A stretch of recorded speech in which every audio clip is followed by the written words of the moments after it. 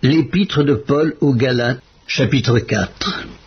Or, aussi longtemps que l'héritier est enfant, je dis qu'il ne diffère en rien d'un esclave, quoiqu'il soit le maître de tout, mais il est sous des tuteurs et des administrateurs jusqu'au temps marqué par le Père. Nous aussi, de la même manière, lorsque nous étions enfants, nous étions sous l'esclavage des rudiments du monde. Mais lorsque les temps ont été accomplis, Dieu a envoyé son Fils, né d'une femme, né sous la loi, afin qu'il rachetât ceux qui étaient sous la loi, afin que nous reçussions l'adoption. Mais parce que vous êtes fils, Dieu a envoyé dans nos cœurs l'esprit de son Fils, lequel crie « Abba, Père ». Ainsi, tu n'es plus esclave, mais fils, et si tu es fils, tu es aussi héritier, par la grâce de Dieu. L'Épître de Paul aux Galates, chapitre 4. Autrefois, ne connaissant pas Dieu, vous serviez des dieux qui ne le sont pas de leur nature. Mais à présent que vous avez connu Dieu, ou plutôt que vous avez été connus de Dieu, comment retournez-vous à ces faibles et pauvres rudiments auxquels de nouveau vous voulez vous asservir encore? Vous observez les jours, les mois, les temps, les années. Je crains d'avoir inutilement travaillé pour vous. Soyez comme moi, car moi aussi je suis comme vous. Frères, je vous en supplie.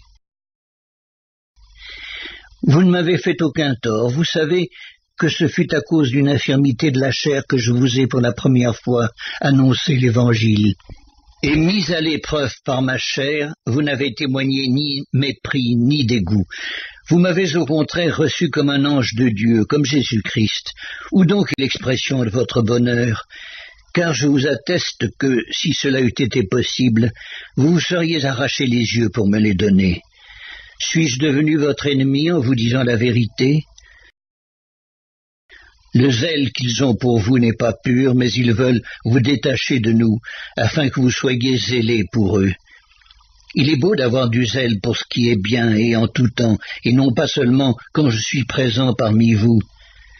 Mes enfants, pour qui j'éprouve de nouveau les douleurs de l'enfantement, jusqu'à ce que Christ soit formé en vous.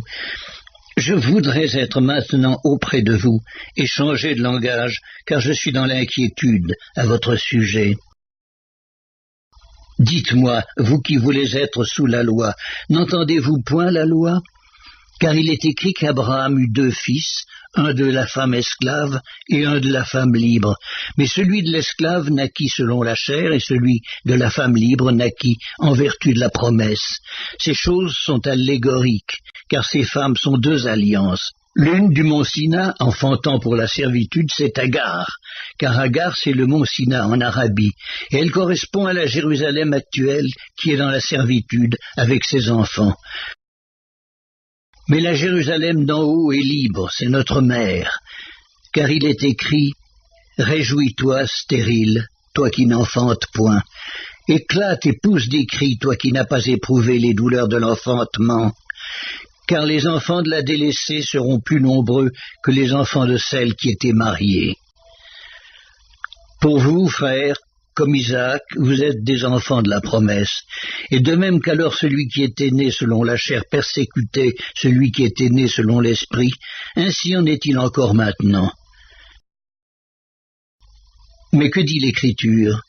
Chasse l'esclave et son fils, car le fils de l'esclave n'héritera pas avec le fils de la femme libre.